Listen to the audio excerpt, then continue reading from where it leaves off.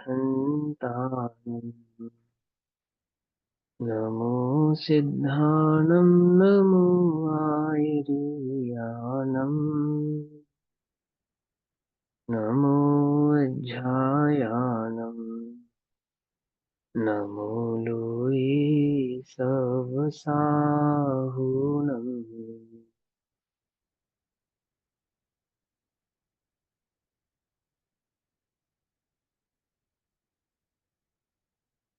नमः समेसाराय अनुभूत्या च कासते चित्तभावाय भावाय सर्वभावान्तरच्छिदे।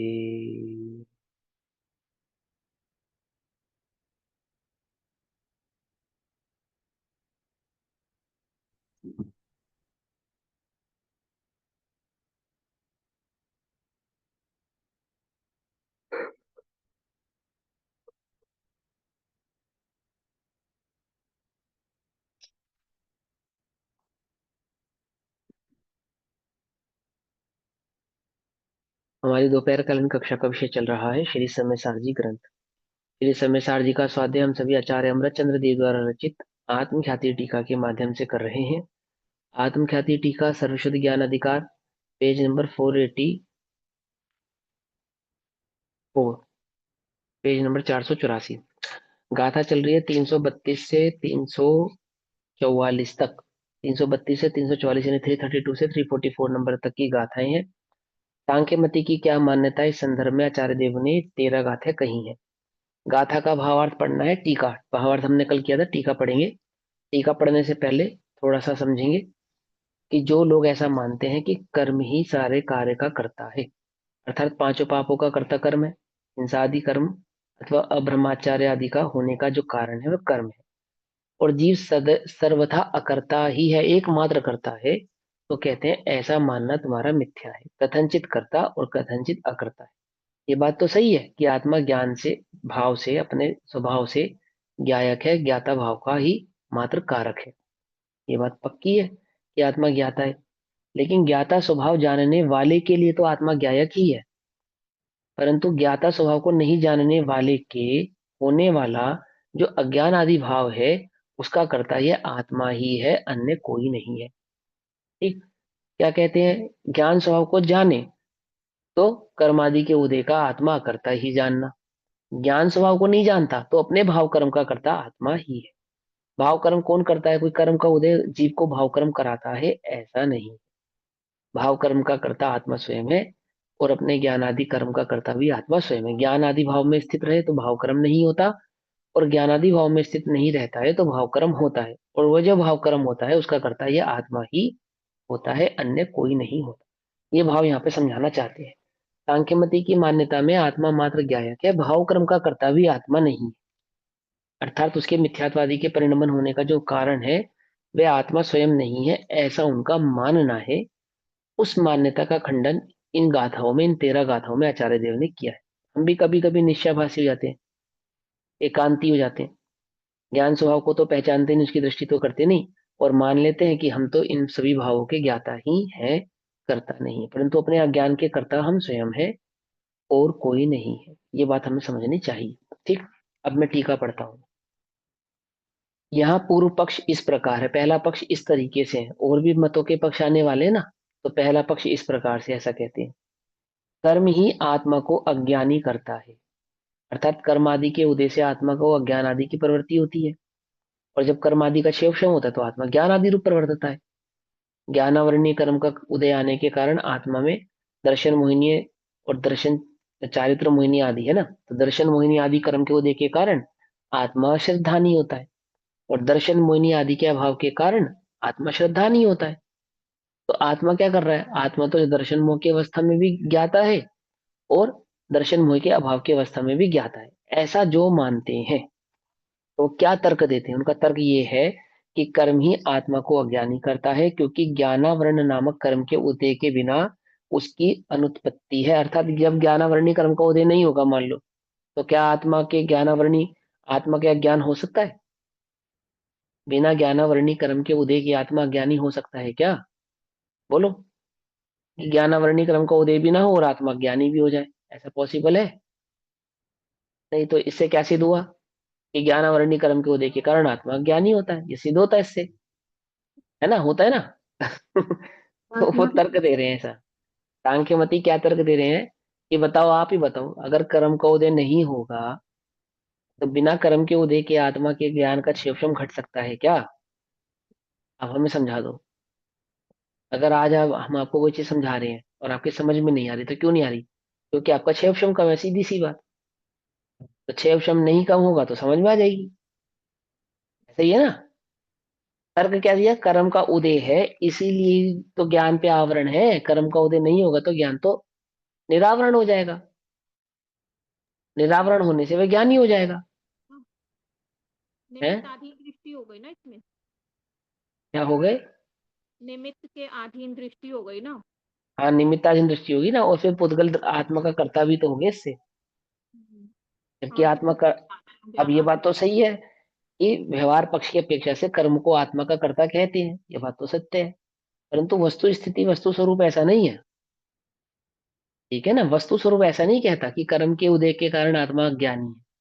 हाँ, आत्मा अपने अज्ञान आदि के भाव का कर्ता स्वयं है, क्योंकि एक द्रव्य दूसरे द्रव्य का कर्ता नहीं है ना। इसको बार बार क्या समझाएंगे, हम पहले समझा चुके इस बात को। इसमें क्यों क्या कहना चाहते हैं उसको पढ़ते हैं। कर्म ही आत्मा को अज्ञानी करता है, क्योंकि ज्ञानावरण नामक कर्म के उदय के बिना उस अज्ञान की क्या है, अनुत्पत्ति है, अर्थात अज्ञानी हो नहीं सकता बिना कर्म के उदय के। और कर्म ही आत्मा को ज्ञानी करता है, क्योंकि ज्ञानावरण नाम कर्म के क्षेपशम के बिना उसकी अनुत्पत्ति, अर्थात ज्ञानी होने के लिए ज्ञानावरणी कर्म का क्षेपशम चाहिए। तो क्षेपशम होता है तो ज्ञानी होता है, और उदय होता है तो अज्ञानी होता है। और कर्म ही सुलाता है, क्योंकि निद्रा नामक कर्म के उदय के बिना उसकी अनुत्पत्ति है। और कर्म ही जगाता है, क्योंकि निद्रा नामक कर्म के छह ऑप्शन के बिना उसकी अनुत्पत्ति है। ठीक है ना? देखो, आचार्य चाहते तो उसको शॉर्ट में लिख सकते थे, पर उन्होंने शॉर्ट में नहीं लिखा इसे, एक एक बात को डिटेल में लिख रहे हैं। ठीक है ना? क्यों लिख रहे हैं, इतना परिश्रम क्यों कर रहे हैं वो? कि आप जरा सी भी चूक ना करें, इसके लिए कर रहे हैं इतना परिश्रम। ग्रंथ बढ़ाने के लिए नहीं कर रहे हैं।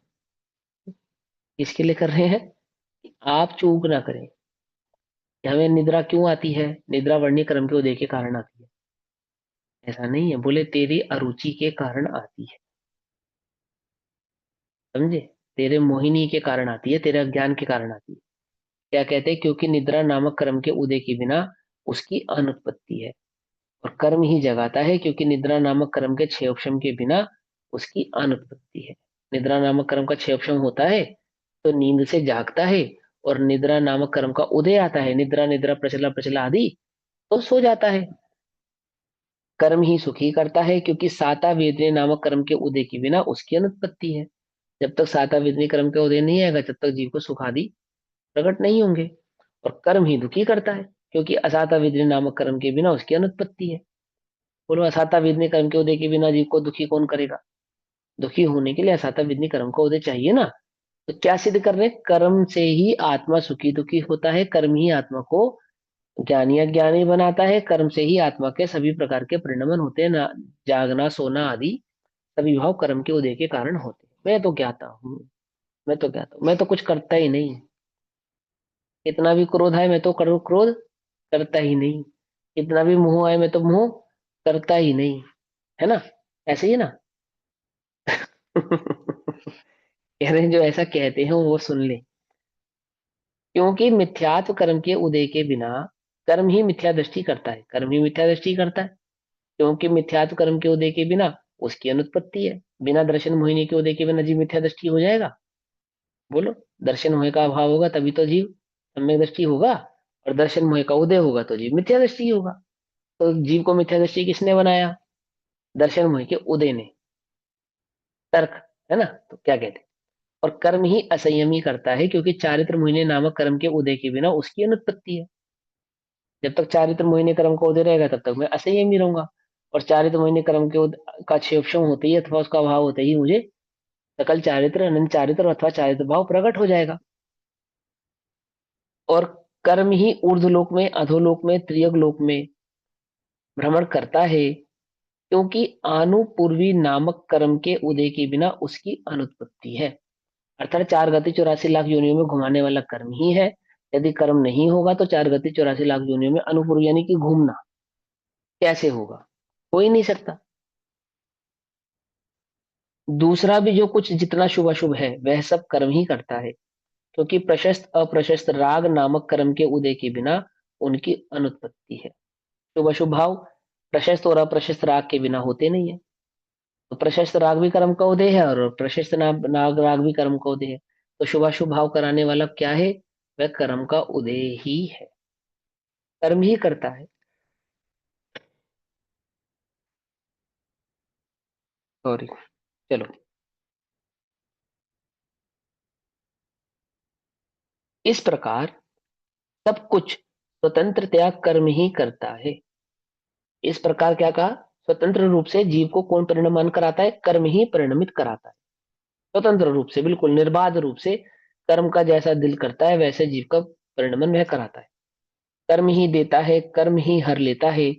इसलिए हम यह निश्चय करते हैं कि हम यह धारणा करते हैं, हम यह मान्यता बनाते हैं, हम यह निश्चय करते हैं कि सभी जीव सदा ही एकांत से अकर्ता ही हैं। एकांत से यानी एक मत से, अन्य कोई मत है ही नहीं, एक ही पक्ष से एकमात्र करता है, अन्य कुछ नहीं। जीव अकर्ता ही है, करता है ही नहीं। हम ऐसा निश्चय करते हैं। क्या कहते हैं आचार्य देव उनसे? और श्रुति अर्थात भगवान की जो वाणी है, शास्त्र भी इसी अर्थ को कहती है। और खाली हम ही आत्मा को कर्ता नहीं कहते, भगवान भी ऐसा कहते हैं। देखो आगम में लिखा है ना, क्या लिखा है आगम में? क्योंकि वह श्रुति अर्थात वह आगम, जो आगम है उसमें क्या कहा? पुरुष वेद नामक कर्म स्त्री की अभिलाषा करता है और स्त्री वेद नामक कर्म पुरुष की अभिलाषा करता है। क्योंकि जीव तो जीव है, जीव तो स्त्री है ना, पुरुष है। पुरुष वेदनीय कर्म के उदय के कारण स्त्री की अभिलाषा होती है। किसी जीव को कभी स्त्री की कभी पुरुष की ऐसी अभिलाषा क्यों होती है? बोले स्त्री वेदनीय कर्म के उदय के कारण स्त्री, और पुरुष वेदनीय कर्म के उदय के कारण स्त्री, और स्त्री वेदनीय कर्म के उदय के कारण पुरुष, इसकी अभिलाषा होती है। तो आगम में भी लिखी है ये बात तो, कि कर्म के उदय के कारण ही जीव अमुक प्रकार की अभिलाषा करता है। हमारा तो ये मत बिल्कुल पक्का एकदम सिद्ध होता है कि जो भी कुछ करता है वह कर्म करता है, आत्मा तो कुछ करता नहीं। इस वाक्य से कर्म को ही कर्म की अभिलाषा के कर्तृत्व के समर्थन द्वारा जीव को अब्रह्मचर्य के कर्तृत्व का निषेध करती है। अर्थात जीव कैसा है? वह कभी अब्रह्मचारी होता नहीं है, वह सदैव ही ब्रह्मचारी रहता है। क्योंकि इससे सिद्ध होता है कि कर्म ही अभिलाषा करता है और कर्म ही भोगता है। जीव तो दोनों ही कालों में कैसा है? मात्र ज्ञाता ही है, करता नहीं है।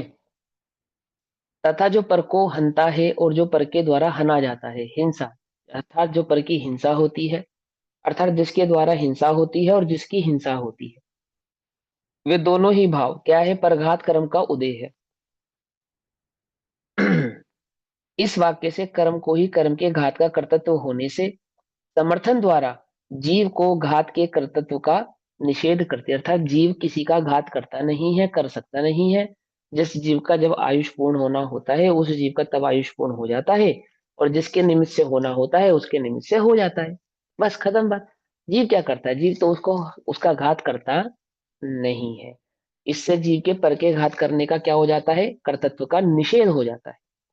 इस प्रकार अब हम के तथा घात के, ब्रह्मचर्य के तथा घात के कर्तृत्व के निषेध द्वारा जीव का सर्वथा अकर्तृत्व बतलाती है। जिनवाणी क्या करती है? ये दो उदाहरणों के माध्यम से ये समझा रही है हमें कि एक पक्ष से, एकांत पक्ष से अकर्तृत्व ही है, अकर्ता ही है। ये तर्क दिया, ये तर्क दिया कि आगम में भी ऐसा लिखा है। ठीक है ना? निज आयु कर्म से मरे जीव, यह बात जिनवर ने कही, अभी आप ही बोल कर आए हो इस बात को। और स्त्री आदि पुरुष आदि वेद कर्म का उदय कर्म के उदय के बिना होता नहीं है, ये सर्व प्रसिद्ध बात है। तो हमारा तो मत यही है कि जीव का जो परिणमन है वो कर्म के उदय के अधीन है, अर्थात कर्म ही उसे ऐसा परिणमित कराता है। अर्थात अन्यथा जीव तो कैसा है? मात्र ज्ञाता ही है, वो कुछ भी करता नहीं है। कर्म ही करते हैं जो करते हैं, भोग भी कर्म करता है और परिणमन भी कर्म कराता है। उदय भी कर्मों में होता है और कार्य भी कर्मों में होता है। जीव कैसा है? जीव सदैव निर्दोष एक अकर्ता ज्ञायक भाव ही है। हमारा ऐसा मत है। अब उनसे आचार्य देव कहते हैं, आचार्य देव कहते हैं कि इस प्रकार ऐसे सांख्य मत को, क्या कहा, इस प्रकार ऐसे सांख्य मत को अपनी प्रज्ञा बुद्धि के अपराध से, अर्थात इनके पास जो तर्क बुद्धि पैदा हो रही है ना, जो इनके पास बुद्धि है, जितनी भी ज्ञान है, प्रज्ञा है, ये इस प्रज्ञा के अपराध से, इस ज्ञान के अपराध से, ये ज्ञान कैसा है, इन्होंने सही मार्ग में तो लगाया नहीं, उल्टे मार्ग में लगा दिया।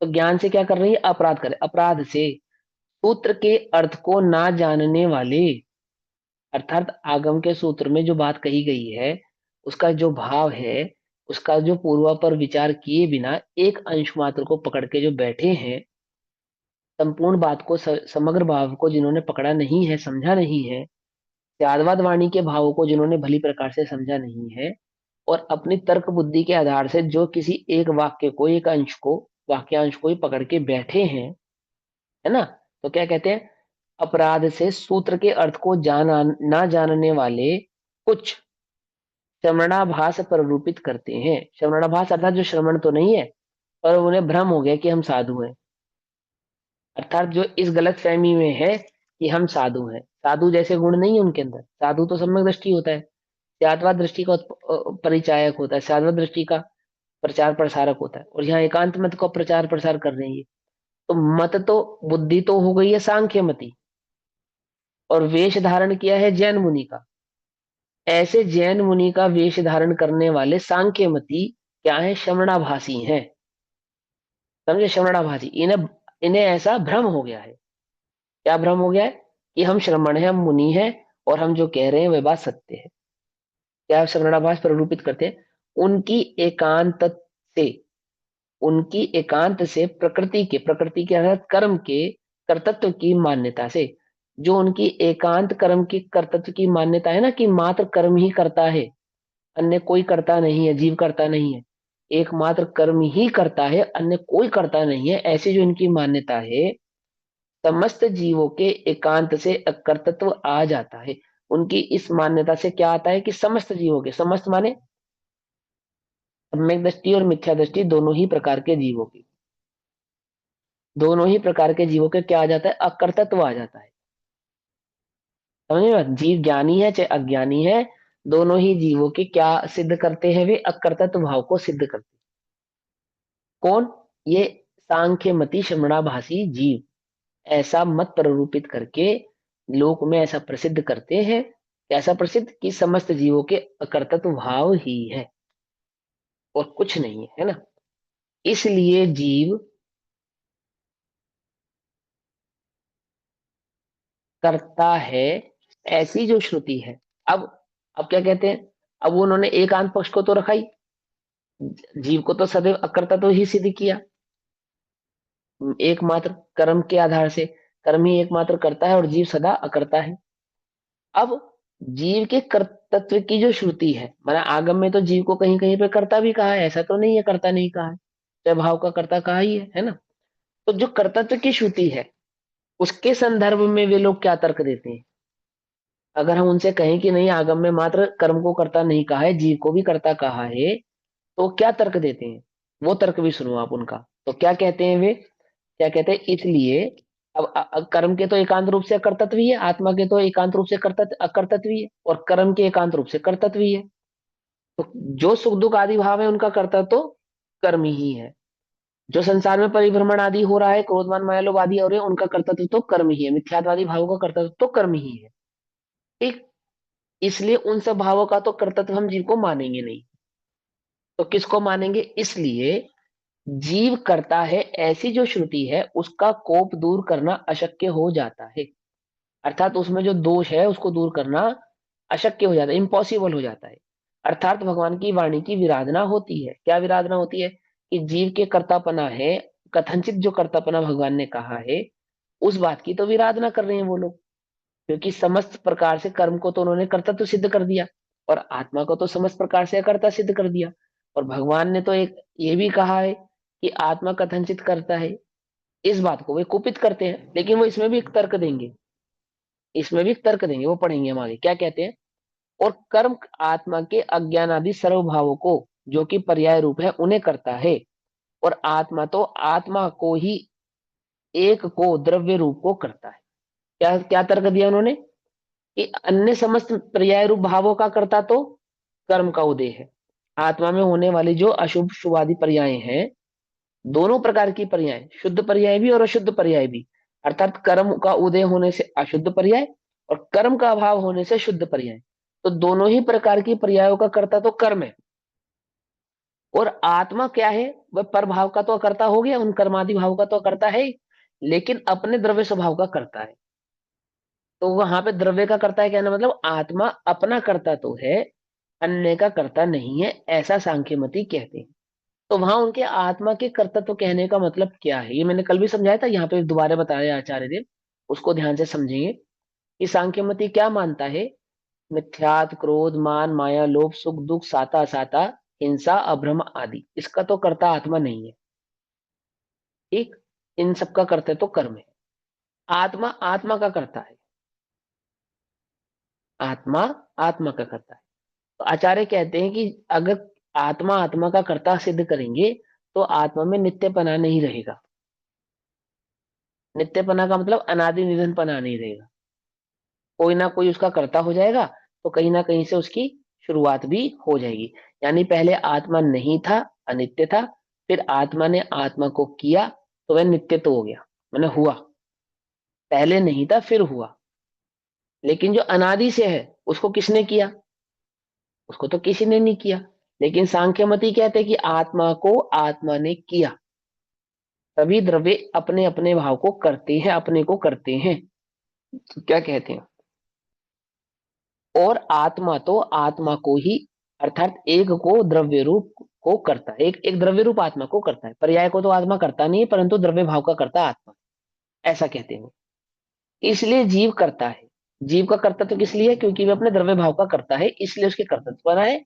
अन्य भावों का करता नहीं है, इसलिए उसके अकर्तत्व बना है। ये सारी मान्यता भी सांख्य मतियों की चल रही है। ठीक है ना, इसमें स्यादवाद नहीं चल रहा अभी कुछ भी, क्योंकि उन्होंने क्या कर रखा है, स्यादवाद को तोड़ मरोड़ दिया पूरी तरीके से। अकर्ता भी कह रहे हैं, कर्ता भी कह रहे हैं, मिथ्यात्वादी भाव का तो अकर्ता कह रहे हैं, द्रव्य आदि अपने स्वभाव, अपने द्रव्य आदि भाव का कर्ता कह रहे हैं। हम सही, ये सांख्यमति सही कह रहे हैं गलत कह रहे हैं, कि जिसको स्यादवाद की खबर नहीं है उसको तो लगेगा सही कह रहे हैं। तभी तो वो श्रवण ऐसा कह रहे हैं, श्रवण है ना वो सांख्यमति श्रवण, उन्हें समझ में ही नहीं आ रही ये बात। औरों को अपना जैसा समझता, अपनों को औरों जैसा समझता है, भेद विज्ञान ही नहीं कर पा रहा वो उसके अंदर, कि कहाँ तो अकर्ता कहना और कहाँ करता कहना, किस मानने में उसको करता कहना, किस मानने में करता कहना। तो अपने गुणों का अपने द्रव्य भाव का करता है, ऐसा वे कहते हैं। तो क्या बिल्कुल ठीक ही तो कहते हैं, आत्मा पर्याय का करता नहीं है, द्रव्य भाव का करता है। तो क्या कहते हैं आचार्य जी, सुनो।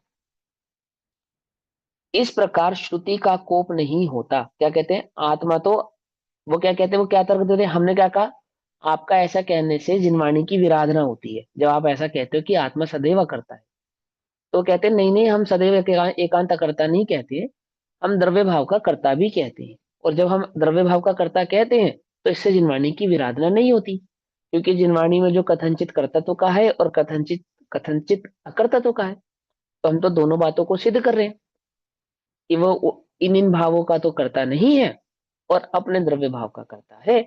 तो हमारा ऐसे कहने से जिनवाणी का कोप नहीं होता, अर्थात जिनवाणी की विराधना नहीं होती। ये उन्होंने तर्क दिया, किसने तर्क दिया ये, श्रवणाभासों ने, सांख्य हाँ, सांख्य जैनियों मतियों ने, ने नहीं दिया, मत वालों ने। ये सांख्य जैनियों मत ने, वालों ने नहीं दिया ये तर्क, जैनियों ये जैन तर्क दे रहे परिभाषा हैं, ये इसलिए बताई थी श्रवणाभासी तर्क जैनियों दे ने। रहे हैं।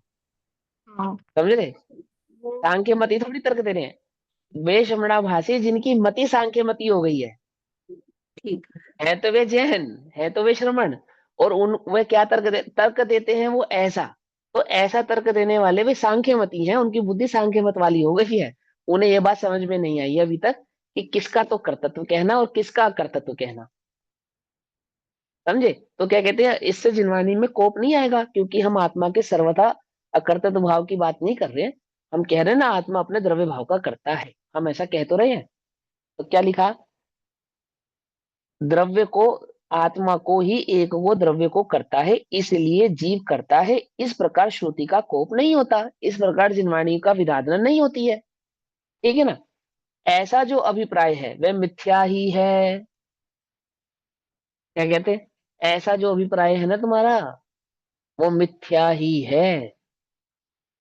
कि तुम्हें अगर तुम कर्तृत्व और अकर्तृत्व का ये अर्थ निकालते हो तो मिथ्या ही है। क्यों मिथ्या है? आचार्य हमने चंद्रदेव लिख रहे हैं क्यों मिथ्या है। क्योंकि सुनो, इसी को समझाते हैं, ये मिथ्या है, अब इसी भाव को समझाते हैं क्यों मिथ्या है तुम्हारी ये मान्यता। क्योंकि जीव तो द्रव्य रूप से नित्य है द्रव्य कैसे नित्य है, जिसमें जीव द्रव्य कैसा नित्य, नित्य अर्थात किसी के द्वारा किया गया नहीं है ना। यदि वे किसी के द्वारा किया जाए, अपने द्वारा भी किया जाए, स्वयं के द्वारा भी किया जाए, तो अपने को घटा बढ़ा सकता है ना। तो क्या कहते हैं, जैसे देखो मैं उदाहरण पहले आपको बता देता हूँ, फिर इस उदाहरण को यहाँ पे दोबारा हम पढ़ेंगे। पहले इनका उदाहरण सुन लेते हैं। जैसे पुद्गल के दो परमाणु मिलकर स्कंद बनाते हैं, एक से दो, दो से तीन, तीन से चार, ऐसे स्कंद बनाते हैं। और फिर वो परमाणु विभाजित भी हो जाते हैं, अलग भी हो जाते हैं। हो जाते नहीं हो जाते, तो वे जुड़ते भी हैं और अलग भी होते हैं। तो ऐसे ही क्या आत्मा के प्रदेश जुड़ते और अलग अलग होते हैं? बोलो, जैसे पुद्गल के परमाणु जुड़ते हैं और अलग हो जाते हैं, नहीं, तो क्या आत्मा के प्रदेश भी जुड़ते हैं और अलग हो जाते हैं? स्ट्रेच हो सकते हैं बस। है ना। तो बनाने, द्रव्य को बनाने के लिए प्रदेश तो जोड़ने पड़ेंगे आत्म द्रव्य को बनाने के लिए, क्योंकि वो असंख्यात प्रदेश ही है। उसके असंख्यात प्रदेशों को कहीं ना कहीं से लाकर तो जोड़ा ही होगा तुमने। क्या ये पॉसिबल है? तुमने कैसे बनाया उसे जरा हमें बताना। और अब तुमने बनाया है तो तुम उसको कम भी कर सकते हो। जैसे स्कंद से परमाणु अलग होते हैं, विभाजित होते हैं, ऐसे आत्मा के प्रदेश भी अलग हो सकते हैं। क्योंकि तुम तो उसको बनाने वाले हो, द्रव्य के करने वाले हो तुम। कर सकते हो नहीं कर सकते हो? आचार्य देव आपको एक तर्क देंगे। आप जो ये कहते हैं कि हम द्रव्य के करता है, पर्याय के करता नहीं है, द्रव्य के करता है, द्रव्य भाव के करता है, तो आपका यह मानना भी मिथ्या है। क्योंकि द्रव्य तो नित्य है, किसी के द्वारा किया गया नहीं है। इवन आत्मा के स्वयं के द्वारा भी किया गया नहीं है। ऐसा कह रहे हो, क्या कहते हैं? बोलते हैं ऐसा जो अभिप्राय है वह मिथ्या ही है। इसी को समझाते हैं। क्या समझाते हैं, अब सुनो। जीव तो द्रव्य रूप से नित्य है, नित्य अर्थात अनादि निधन है, असंख्यात प्रदेशी है और लोक परिमाण है। असंख्यात प्रदेशी और असंख्यात प्रदेश कैसे हैं? लोक परिमाणा अर्थात जितने लोक में प्रदेश हैं, परमाणु हैं, लोक प्रमाण आत्मा के प्रदेश हैं। जब आत्मा पूरा फैल जाता है ना, तो आकाश के एक एक प्रदेश पर आत्मा का एक एक प्रदेश जाकर क्या हो जाता है, स्थित हो जाता है। तो उतने ही आत्मा के प्रदेश हो जाते हैं।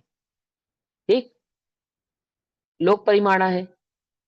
उस उनमें उनमें प्रथम नित्य का कर्तव्य नहीं बन सकता।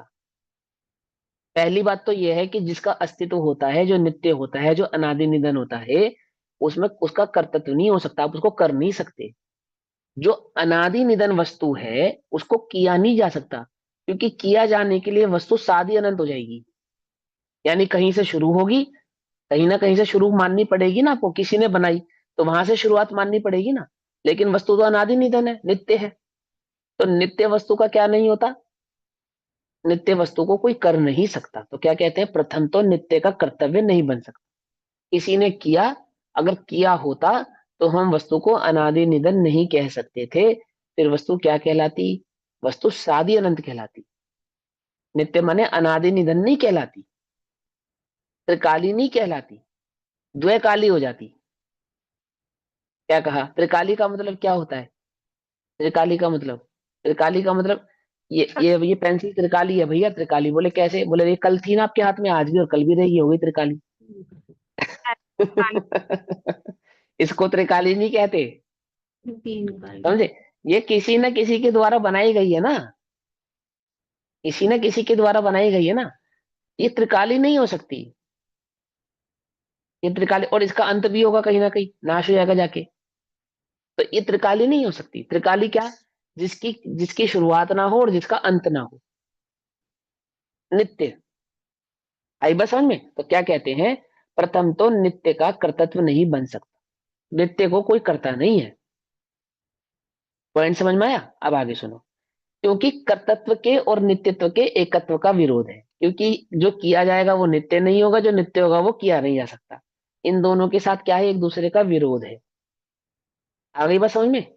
अब आगे सुनो। आत्मा नित्य है, इसलिए वह कर्तक अर्थात किसी के द्वारा किया गया नहीं हो सकता। नित्य वस्तु किसी के द्वारा की नहीं जा सकती, तभी उसमें नित्यपना स्थापित हो सकता है। जो किसी के द्वारा की जाएगी वो नित्य नहीं कहलाएगी। ठीक। और अवस्थित यानी कि वह जो है, जिस रूप से वह अवस्थित है, प्रेजेंट है, आत्मा कैसा है कि असंख्यात प्रदेशों वाला है। तो जो अवस्थित है, जो जो वो है, वो कैसा है कि असंख्यात प्रदेश वाले एक को पुद्गल स्कंद की भांति, उस असंख्यात प्रदेशी आत्मा को क्या तुम पुद्गल स्कंद की भांति प्रदेशों के प्रक्षेपण आकर्षण द्वारा भी कर्तृत्व नहीं बन सकता। क्या कहते हैं? जैसे पुद्गल में परमाणु का जोड़ना और हटाना पॉसिबल है, आत्मा के असंख्यात प्रदेशों का क्या ऐसा घटाना अथवा बढ़ाना ये बन सकता है? ये पॉसिबल है? बोले ये भी नहीं हो सकता, क्योंकि प्रदेशों का प्रक्षेपण तथा आकर्षण हो तो उसके एकत्व का व्याघात हो जाएगा, अर्थात वह सदैव नित्य नहीं रहने वाला। उसके नित्यता का क्या हो जाएगा? घात हो जाएगा। एक प्रदेश भी यदि घटाया बढ़ाया जाए तो वस्तु के नित्यत्व का क्या हो जाएगा? घात हो जाएगा। है? स्कंद अनेक परमाणुओं का बना हुआ है, इसलिए उनमें से परमाणु निकल जाते हैं तथा उनमें आते भी हैं, परंतु आत्मा निश्चित असंख्यात प्रदेश वाला एक ही द्रव्य है, इसलिए वह अपने प्रदेशों को निकाल नहीं सकता तथा अधिक प्रदेशों को ले भी नहीं सकता। ठीक। और सकल लोक रूप घर के विस्तार से परिमित, जिसका निश्चित निज विस्तार संग्रह है, अर्थात जो लोक प्रमाण है, कितने असंख्यात प्रदेश हैं उसके? असंख्यात प्रदेश भी निश्चित हैं, असंख्यात होकर भी ऐसा नहीं कि काउंटलेस है तो पता ही नहीं कितने हैं। कितने हैं? लोक प्रमाण है, ऐसा निश्चित है। एक भी आत्मा के प्रदेश, देखो असंख्यात कई प्रकार का होता है। मेरे सर पे भी असंख्यात बाल है और आपके सर पे भी असंख्यात बाल है, लेकिन आपके और मेरे बालों की काउंटिंग में फिर भी अंतर हो सकता है, असंख्यात होने पर भी। समझे या नहीं समझे? आप दो जगह एक एक किलो चावल खरीदो, ऐसा होने पर भी दोनों चावलों में जो चावल की क्वांटिटी है उनमें अंतर हो सकता है, हो सकता है, लेकिन आत्मा में ऐसा अंतर नहीं होता। लोक प्रदेश, लोक प्रमाण है ना, तो समस्त आत्माओं के प्रदेश, एक इंद्रिय से लेकर सिद्धार्थ अवस्था तक जितने भी आत्मा विराजमान हैं इस संसार में, सभी कैसे हैं? निश्चित परिमित वाले हैं, जिनकी जिनके जो प्रदेश हैं वो असंख्यात होते हुए भी आगे पीछे नहीं है, कम ज्यादा नहीं है, इक्विवेलेंट में पूरे उतने ही हैं। लोक प्रमाण, ना किसी का एक प्रदेश कम और ना किसी का एक प्रदेश ज्यादा। ठीक। तो क्या कहते हैं? प्रदेशों वाला एक द्रव्य है, इसलिए वह अपने प्रदेशों को निकाल नहीं सकता तथा अधिक प्रदेशों को ले नहीं सकता। और सकल लोक रूप घर के विस्तार से, सकल लोक रूप घर के विस्तार से मतलब अगर इस लोक को एक घर की भांति बनाया जाए, ये लोक है ना, लोक, तो इस लोक का विस्तार, घर के विस्तार से परिमित, जिसका निश्चित निज, निश्चित निश्चित निश्चित निश्चित, समझ गए? मतलब निश्चित है, काउंटेड है, अधिक और कम नहीं है, किसी का कम किसी का ज्यादा ऐसा नहीं है, सबका कैसा है? डिसाइडेड है, निश्चित है, निश्चित है ना? विस्तार संग्रह है, अर्थात सभी का माप कैसा है? इक्वल है, कम ज्यादा नहीं है, अर्थात जिसका लोक जितना निश्चित माप है। एक आत्मा का या सभी आत्माओं का?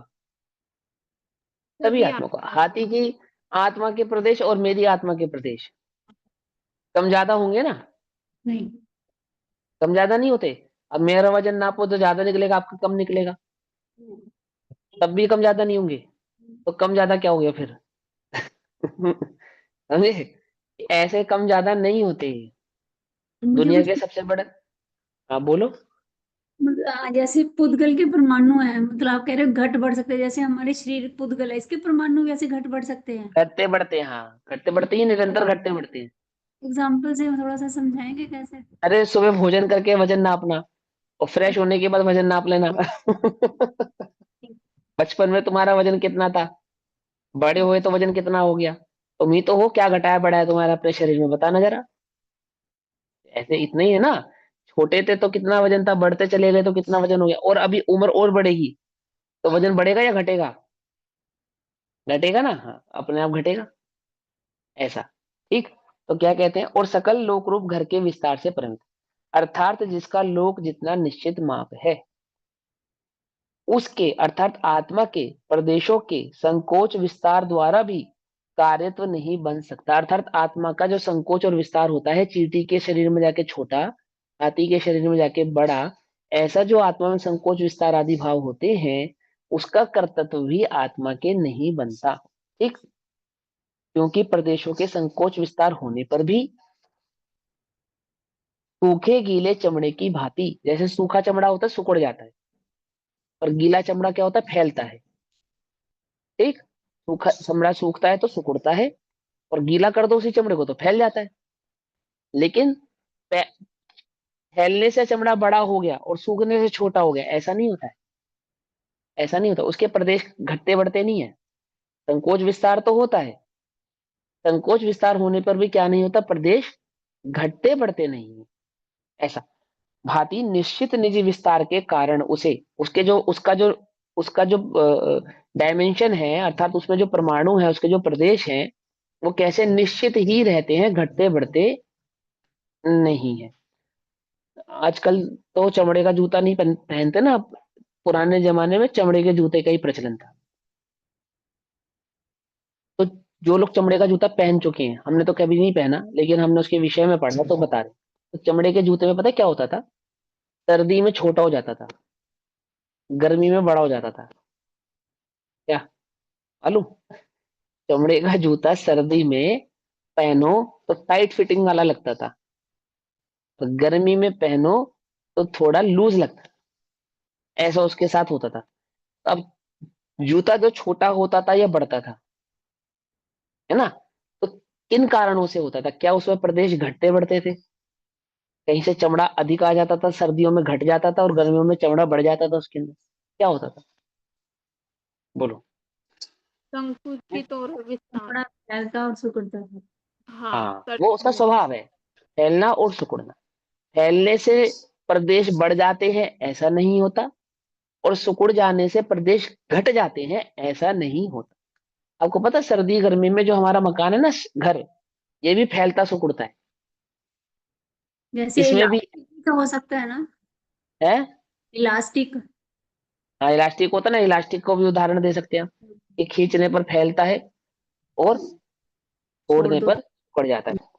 तो क्या कहते हैं, गीले चमड़े की भांति निश्चित निजी विस्तार के कारण उसे हीनाधिक नहीं किया जा सकता। अर्थात उसे फैलाकर उसके प्रदेशों को बढ़ा दिया जाए, और उसे सुकोड़ कर उसके प्रदेशों को कम कर दिया जाए, ऐसा नहीं होता। प्रदेश उतने ही रहते हैं जितने हैं, घटते बढ़ते नहीं है। आत्मा चींटी के शरीर में जावे, एक इंद्रिय शरीर में जावे, तो कुछ प्रदेशों को छोड़ना पड़ता हो, ऐसा नहीं है। ऐसा नहीं, ठीक है ना। अपने को तो प्लेन में जाना हो तो निश्चित मात्रा में ही सामग्री ले जा सकते हैं, ट्रेन में एक निश्चित सामग्री ले जा सकते हैं, बस में एक निश्चित सामग्री ले जा सकते हैं। लेकिन आत्मा के साथ ऐसा नहीं है कि आमुक आमुक गति आमुक आमुक पर्यायों में जाए तो एक निश्चित प्रदेशों को ही ले जा सकता है, और बाकी प्रदेशों को छोड़ना घटाना बढ़ाना पड़ता हो। प्रदेश विस्तार संकोच होने पर भी कम ज्यादा होते नहीं हैं। इससे आत्मा अपने द्रव्य का करता है, यह सिद्ध नहीं होता। ठीक। क्या कहते हैं, इस प्रकार आत्मा के द्रव्य रूप आत्मा के कर्तृत्व नहीं बन सकता, अर्थात अपने द्रव्य भाव का करता है, ऐसा भी कर्तृत्व बनता नहीं है। उस द्रव्य रूप आत्मा को करने वाला आत्मा है, ऐसा भी आत्मा के कर्तृत्व बनता नहीं है। और वस्तु स्वभाव का सर्वथा मिटना अशक्य होने से, वस्तु के स्वभाव का सर्वथा मिटना, अर्थात आप वस्तु के स्वाभाविक गुणों का या स्वभाव का किसी भी प्रकार से घात नहीं कर सकते। जैसे हमने आपसे एग्जांपल दिया ना, शक्कर से मिठास अलग करके बताओ, सिर्फ मिठास मिठास देना, अन्य कुछ नहीं देना, ये ऐसा नहीं हो सकता। जब मिठास, शक्कर की मिठास आएगी, तो स्पर्श रस गंध वर्ण आदि सभी भावों को साथ लेकर ही आएगी। ऐसे ही द्रव्य कैसा है, वस्तु कैसी है, कि आप उसके किसी एक गुण को उससे क्या नहीं कर सकते, अलग नहीं कर सकते।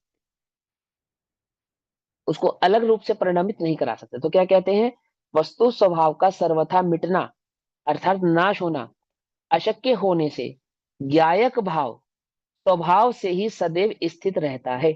अब ये तर्क दे रहा है वो, ये भी एक तर्क है। उतनी बात समझे, एक संकोच विस्तार नहीं कर सकता, इसलिए आप द्रव्य के कर्ता भी नहीं है, उसका कर्तृत्व भाव भी आपके पास सिद्ध होता नहीं है। अब एक और नया तर्क दिया उन्होंने कर्तृत्व का ही, कि अच्छा चलो उसका कर्तृत्व तो नहीं है, पर ज्ञान का कर्ता तो आत्मा है ना। तो बोले स्वभाव का कर्ता नहीं होता, स्वभाव तो स्वभाव रूप होता है, उसको भी किया नहीं जाता। क्या कहा, उसको भी किया नहीं जाता, वो तो होता है जो है उसको किया नहीं जाता, वह सहज सहज रूप से परिणमित होता है। तो देखो अभी ध्यान से समझना, ये तर्क थोड़ा सा कॉन्फ्लिक्ट है, क्योंकि अभी तक तो हम आत्मा को ज्ञान का कर्ता कहते ही है, आत्मा ज्ञाता है, ज्ञान के सिवा कुछ नहीं कर सकता, है ना, ऐसे ही कहते ना। इस तर्क को थोड़ा ध्यान से समझना। देखो अब नया तर्क, वस्तु स्वभाव का सर्वथा मिटना अशक्य होने से, अर्थात वस्तु के स्वभाव को तो आप मिटा नहीं सकते, कम ज्यादा नहीं कर सकते, अलग नहीं कर सकते, होने से ज्ञायक भाव स्वभाव से ही सदैव स्थित रहता है। अर्थात आत्मा पहले ज्ञायक नहीं था फिर बाद में ज्ञायक बनाया, ऐसा तो हो नहीं सकता, ये तो पॉसिबल नहीं है। तो आत्मा कैसा है, स्वभाव से ही ज्ञायक भाव रूप स्थित रहता है, हमेशा स्वभाव ही है उसका। अज्ञान अवस्था में भी ज्ञायक भाव रूप से ही रहेगा, ये बात पक्की है। ज्ञान अवस्था में ज्ञायक भाव है तो अज्ञान अवस्था में भी ज्ञायक भाव ही है, ये बात तो पक्की है, हम इसका निषेध नहीं कर रहे हैं। ये बात तो है, आत्मा स्वभाव से ही ज्ञायक भाव वाला है, लेकिन उस स्वभाव से ज्ञायक भाव वाले स्वभाव को क्या तुम जानते हो? क्या तुम्हें पता है कि तुम ज्ञायक भाव वाले हो? ये बताओ पहले, पता है तुम्हें कि मैं स्वभाव से ज्ञायक भाव वाला हूं? ये मालूम है या नहीं मालूम? अरे बोलो ना। तो है। आचार्य आपको ये तर्क दे रहे हैं, हमको नहीं मालूम, आपको नहीं पता ये बात। तो ध्यान से समझना, क्या कहते हैं, चलेगी ना। सदैव स्थित रहता है, ज्ञान स्वभाव तो सदैव स्थित रहता है, ज्ञायक भाव तो सदैव स्थित रहता है। अभी जब आत्मा अपने आप स्वभाव को नहीं जानता, ज्ञायक तो वह तब भी है, हम्म। जब जानेगा तब तो ज्ञायक है ही, लेकिन जब नहीं जानता है तो वह तब भी ज्ञायक ही ना। ऐसा हम्म। ज्ञायक भर हो जाने से तो वह कर्ता नहीं होता। क्या कहा, ऐसा ज्ञायक भर हो जाने से तो वह अकर्ता होने वाला नहीं है। एक इंद्रिय अवस्था में जो जीव है वो ज्ञायक ही है ना, हम्म। है ना। ऐसा ज्ञायक हो जाने पर उसको अकर्ता कह दिया जाए, ऐसा नहीं है, ऐसा नहीं है। ज्ञायक तो है वो स्वभाव से, उसको अलग नहीं कर सकते आप। अब सुनो, देखो, ज्ञान स्वभाव से ही सदैव स्थित रहता है और इस प्रकार स्थित रहता हुआ ज्ञायकत्व और कर्तृत्व के अत्यंत विरुद्धता होने से, अर्थात या तो वह ज्ञाता होगा या तो वह कर्ता होगा, या तो वह ज्ञाता होगा या तो वह कर्ता होगा। तो ज्ञातापने के और कर्तापने के आपस में क्या है, विरोध है, हम्म। विरोध है। तो इस विरोध के कारण तुमने क्या समझ लिया, आत्मा एकांत रूप से ज्ञाता ही है, कर्ता नहीं है। इस विरोध के कारण तुमको ये तर्क खड़ा हुआ है, थोड़ा उलझा उलझा सा लग रहा होगा, है ना, क्योंकि अभी तक जो पढ़ रहे थे वो कुछ और था और यहाँ पे कुछ और कह रहे हैं, कुछ और नहीं कह रहे हैं। देखो समझो ध्यान से, एक वस्तु स्वभाव से ज्ञायक भाव वाली ही है, ज्ञायक भाव वाला होने से, स्वभाव से ज्ञायक भाव होने के कारण, क्योंकि जो ज्ञाता है वो कर्ता नहीं हो सकता, या तो वह ज्ञाता हो सकता है या तो वह कर्ता हो सकता है, ये बात तो सही है, इसमें तो कोई तर्क विरुद्धता की बात नहीं है। ऐसा होने पर भी वह परभाव का तो कर्ता नहीं है, ये बात तो पक्की है, परंतु अपने ज्ञायक होने पर भी अपने अज्ञान भाव का कर्ता आत्मा ही है। बोले क्यों, बोले ज्ञान भाव को नहीं पहचानता, यही उसके अज्ञान के कर्तत्व का कारण है। यह जो कर्तत्व है अज्ञान भाव का कर्ता आत्मा क्यों है, क्योंकि अपने ज्ञान भाव को नहीं पहचानता, भेद विज्ञान की ज्योति को उसने प्रकट नहीं किया है, निज को पर से भिन्न नहीं जानने के कारण उपयोग का जैसा परिणमन होगा उस परिणमन का कर्ता आत्मा ही कहलाने वाला है। समझ में ये बात नहीं, समझ में, ज्ञान और कर्तापने का विरोध होने पर भी हम आत्मा को कर्ता कहेंगे। किसका कर्ता कहेंगे, पर का कर्ता नहीं कहेंगे, उस उपयोग में होने वाले समस्त प्रकार के परिणमन का कर्ता उस आत्मा को कहेंगे, यदि वह उपयोग पर रूप है, पर रूप से परिणमित होता है, पर की ओर दृष्टि करता है, तो उस पर भाव में दृष्टि करने के कारण उस आत्मा को अज्ञान का कर्ता हम कहें, और उस स्थिति में मिथ्यात्व का कर्ता आत्मा ही कहलाने वाला है, अन्य कोई और कहलाने वाला नहीं है। कोई कर्म आदि मिथ्यात्व के कर्ता हो जाएंगे, ऐसा नहीं होगा। ठीक, अब मैं इसको पढ़ता हूं, ध्यान से सुनो। इस प्रकार स्थित रहता हुआ ज्ञातत्व और कर्तत्व के अत्यंत विरुद्धता होने से मिथ्यात्व आदि भावों का कर्ता नहीं होता। ये तर्क दिया, क्योंकि आत्मा स्वभाव से ही ज्ञायक है, ज्ञान स्वभाव में स्थित रहने वाला है, ज्ञान के सिवा कुछ नहीं कर सकता, और ज्ञाता के और कर्ता के दोनों के विरोधाभास होता है। तो या तो आत्मा ज्ञाता हो सकता है या तो कर्ता हो सकता है। तो इससे यह सिद्ध होता है कि आत्मा कर्ता तो है नहीं, ज्ञाता ही है, इसलिए वह मिथ्यात्वादी भावों का भी कर्ता नहीं है। आगे तर्क समझ में, तर्क समझ में आ गया? क्या तर्क दिया उन्होंने? तर्क दिया नया, कि आत्मा के ज्ञान स्वभाव को तो आप उससे अलग नहीं कर सकते ना? बोले हाँ, नहीं कर सकते। वो स्वभाव से ही ज्ञाता है ना? बोले हाँ, स्वभाव से ही ज्ञाता है। तो जो ज्ञाता होता है क्या वो कर्ता हो सकता है? बोले नहीं हो सकता। तो बस हम भी तो कह रहे हैं आत्मा ज्ञाता है, इसलिए वो मिथ्यात्व करता नहीं है, क्योंकि वो स्वभाव से ज्ञाता है। बोलो भैया, तर्क सही है गलत है? हमें तो ऐसे ही लगता देखने है में ना? सही लगता है ना? देखने में बिल्कुल सही लग रहा है, एकदम सही बात है। यदि आज हम सांख्य मत का नाम ना लेकर जैन मत की अपेक्षा से इस बात को सिद्ध करें, तो अपने को तो बात बिल्कुल जचेगी। सही बात है भाई, मिथ्यात्व का कर्ता कैसे हुआ? आत्मा तो ज्ञाता है, ज्ञान के सिवा कुछ नहीं कर सकता, ज्ञाता ही है। तो तर्क क्या कह दिया? इसलिए ज्ञातत्व और कर्तत्व के अत्यंत विरुद्धता होने से मिथ्यादवादी भावों का कर्ता नहीं होता। ठीक है ना? लेकिन मिथ्यात्वादी भाव तो होते हैं, होते हैं या नहीं होते? है ना? मिथ्यात्वादी भाव तो होते हैं, तो फिर उनका कोई कर्ता भी होना चाहिए, क्योंकि कार्य है तो कर्म कर्ता भी होगा, है ना? इसलिए उनका कर्ता कर्म ही है, क्योंकि आत्मा को तो हम उनका कर्ता कह सकते नहीं, आत्मा तो ज्ञाता है। है ना तर्क? अब आगे सुनो। इस प्रकार प्ररूपित किया जाता है। कौन कर रहा है इस प्रकार की प्ररूपणा? सांख्यमति कर रहे हैं। सांख्यमति, सांख्यमति अर्थात जैन शर्मण जिनकी मति सांख्य हो गई, वो ऐसा प्ररूपणा कर रहे हैं कि मिथ्यात्व का कर्ता आत्मा नहीं है, मिथ्यात्व का कर्ता तो कर्म है, आत्मा तो स्वभाव से ही ज्ञाता है।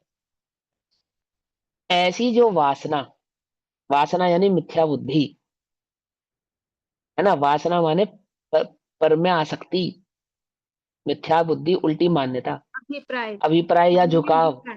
हाँ, मन हम में ब्रैकेट में अभिप्राय। डाला अभिप्राय झुकाव, हाँ।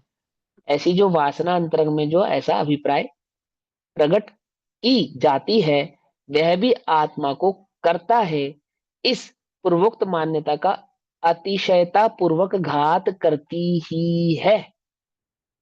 क्या ऐसी जो मान्यता है कि आत्मा तो सहज ज्ञाता ही है और मिथ्यात्व का कर्ता नहीं है, ऐसी जो आपकी मान्यता है, ऐसी जो आपकी वासना है, अंदर में अभिप्राय है, वह भी आत्मा को करता है, आत्मा को करता है।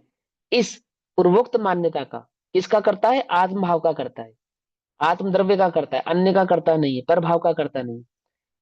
अतिशयता पूर्वक, अतिशयता पूर्वक माने अतिशयोक्ति पूर्वक, उल्लंघन पूर्वक, मान्यता से बाहर निकलकर घात करती ही है, क्योंकि सदा ही ज्ञायक मानने से आत्मा अकर्ता ही सिद्ध होगा। ठीक, या नहीं समझ में ये बात? अब आचार्य देव क्या कहते हैं वो सुनो। ये तो उन्होंने उनकी मान्यता समझा दी आपको, ये अतिशयोक्ता क्या है। अब क्या कहते हैं? इसलिए ज्ञायक भाव सामान्य अपेक्षा से यानी ज्ञायक भाव को साधारण भाव से समझा जाए, तो स्वभाव से ही अवस्थित होने पर भी, स्वभाव से ही अवस्थित होने पर भी, हाँ ये बात तो सही है, आत्मा स्वभाव से ही ज्ञाता है, और जो स्वभाव से ज्ञाता होता है वो कर्ता नहीं हो सकता, ये बात तो पक्की है। स्वभाव से ही आत्मा ज्ञाता है, हम तो उसका निषेध नहीं कर रहे हैं।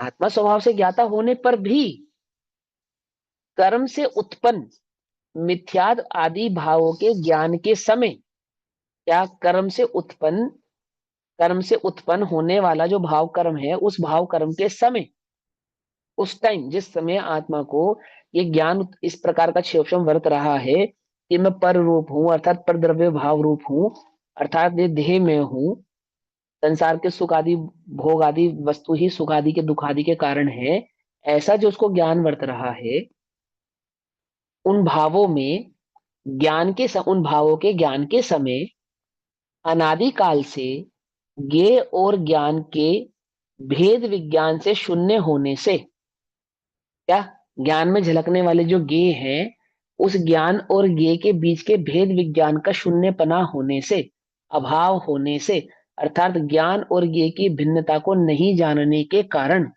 कौन नहीं जानता?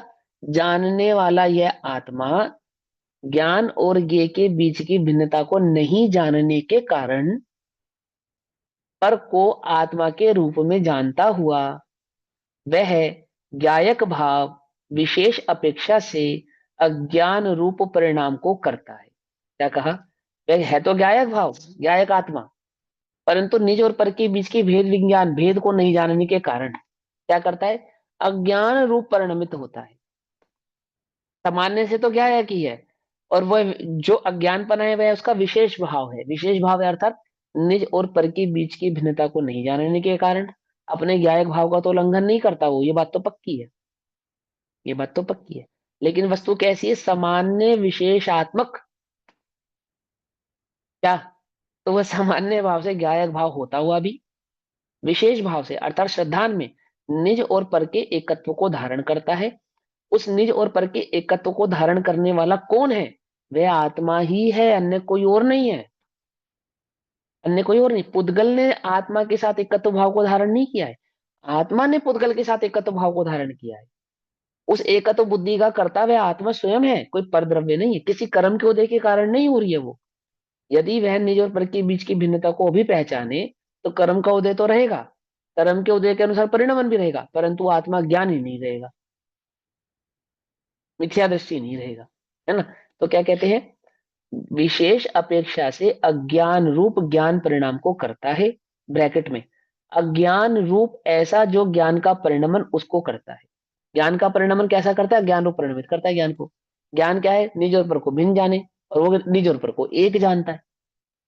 ठीक है ना भाई? इसी आंख से किसी को देखो और इस आंख से किसी को आंख मारो, अंतर है या नहीं है? है ना। एक दोष पूर्ण है, एक सहज भाव है। तो क्या कह रहे हैं? वो उसको विशेष भाव से परिणमित कराता है, इसलिए उसके कर्तृत्व को स्वीकार करना, इसके कर्तृत्व को, उसके अज्ञान भाव के कर्तृत्व को स्वीकार करना, अर्थात ऐसा स्वीकार करना कि वह करता है। इसका करता है? अपने अज्ञान भाव का करता है। वह भी तब तक, कब तक? इधर देखो, जब तक भेद विज्ञान प्रकट नहीं करता, बस तब तक। कहा था ना, पहले भी समझाई नहीं बात। कब तक करता कहना? जब तक भेद विज्ञान प्रकट नहीं करता, बस तब तक ही हम उस आत्मा को करता कह रहे हैं। भेद विज्ञान प्रकट होने के बाद तो हम भी उसे करता नहीं कहने वाले, डोंट वरी। क्या कहा से याद बाद में क्या कहते हैं? कब तक?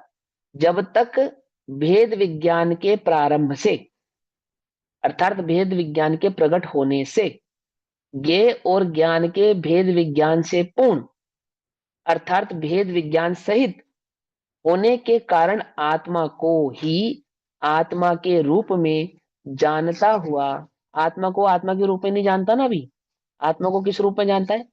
जिस जिस पर्याय में है उस पर्याय में तन्मय होकर आत्मा को उस पर्याय वाला ही मानता है।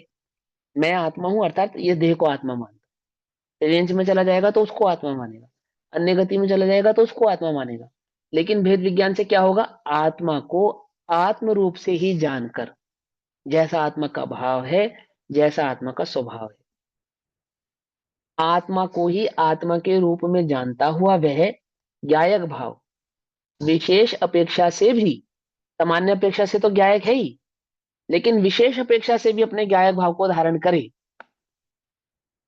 पकड़ में ही बात। भी ज्ञान रूप ही परिणाम, ज्ञान परिणाम से परिणमित होता हुआ, ज्ञान रूप ऐसा जो ज्ञान का परिणमन उस रूप ही परिणमित होता हुआ मात्र ज्ञातृत्व के कारण साक्षात अकर्ता हो, अकर्ता है नहीं, ऐसा करता हुआ वह साक्षात अकर्ता हो। समझ में? अर्थात पर्याय में भी उस ज्ञान भाव को, ज्ञान स्वभाव को प्रकट करे। आई बात समझ में? तब वह सर्वथा अकर्ता ही है, ऐसा कहलाता है। मिथ्यात्व की अवस्था में कैसा है? स्वभाव से तो अकर्ता है, परंतु विशेष पने से देखा जाने पर वह परभाव का कर्ता है। परभाव का कर्ता है तो मिथ्यात्वादी राग द्वेष आदि परिणामों का कर्ता है। आई बस समझ में, अपने भाव कर्म का कर्ता है, ऐसा जानना चाहिए। अब भावार्थ, तो भावार्थ तो समय हुआ, हम कल पढ़ेंगे, तब तक के लिए सभी को जय जिनेन्द्र। ओम नमः सिद्धेभ्य। ध्यान से समझना इसको, है ना, फिर से समझना एक बार और। जैसे हमने निधि जो निधि, जो जैन साधु सांख्यमति को मानते हैं उनके विचार हैं ये। जो सैन साधु की ऐसी मान्यता है वो मान्यता सांख्यमती है। ऐसा है तो जैन, लेकिन अर्थ ऐसा निकालते हैं। तो अर्थ अगर ऐसा निकालते हैं तो बुद्धि सांख्यमती हो गई है, ऐसा कह रहे हैं आचार्य जी। ठीक है ना। निज निधि निज में बताई, जहाँ अनंत उपकार है, उसके लिए जिनवाणी माँ को वंदना शत बार।